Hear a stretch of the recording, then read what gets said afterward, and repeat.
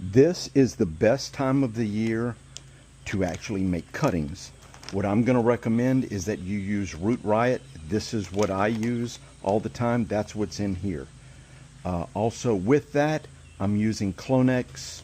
They are not paying me anything for this. I have done a number of different ways. This is the one that I find works the best. I know people can do it in water. They use their president and they make copies of it and they're like, oh, you can absolutely do it. With exotics, they're going to do much better in this situation. I've also done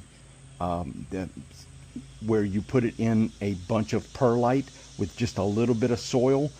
That works out very well, but it's harder to transplant, and perlite is not cheap. So I found that this was the best way to go with it. I had the highest chance of success. That's the reason I recommend it to you.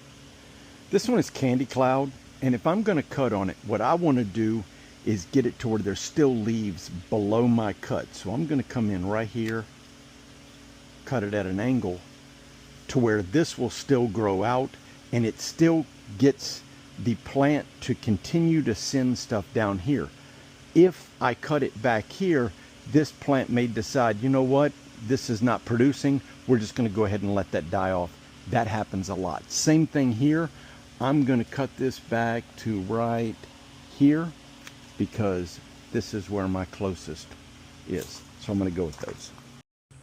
Now when we're making the cutting, what we want to do is try to cut down some of this surface space, because once you cut this from the plant, it is on its own as far as providing any kind of photosynthesis, anything along those lines. But doing this takes a lot of water out. So what we want to do is take out a lot of the surface space here. So we're going to cut all of this back. And then also, we want to encourage it to branch out. So we're going to just pinch off that part right there. So this is all we're going to plant.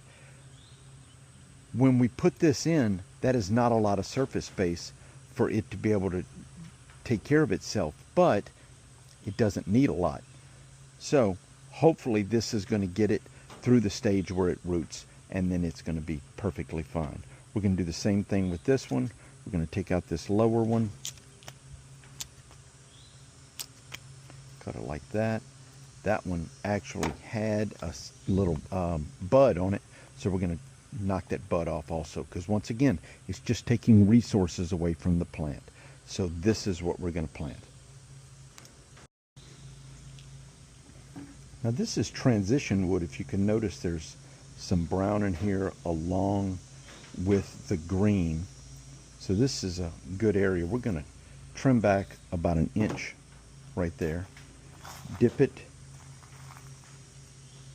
in the Clonex, and then stick it in the Root Riot. Same thing here. Take out about an inch of it, dip it in the Clonex, make sure it's good and covered, put it in there. And that's all there is to this side of it. One thing you need to keep in mind is that you're going to be putting a dome on it that's going to kind of be angled. And so when you're doing this, it's only going to be able to go up to about this high, 7 inches above this. And then also you don't want anything in this area. So try to keep it maintained like that. Once you get the tray full, what you're going to want to do is take it to wherever you're setting yours up. Spray it down. This is a FOUP and water combination. Spray it down, make sure the leaves are wet and that the Root Riot stays wet. This is about how much I water every day. This same amount. And then you're going to want to put the humidity dome on. Notice you're going to leave these completely open. This is a heating pad. It's tied to a thermostat that's up here that keeps it at about 80 degrees. There is an AC unit right there. I have curtains to keep this area at exactly the right temperature. I have lights on here. I also have incandescent or fluorescent lights over here. You can see that I'm growing some out over there also. This is where I keep them until they start to root.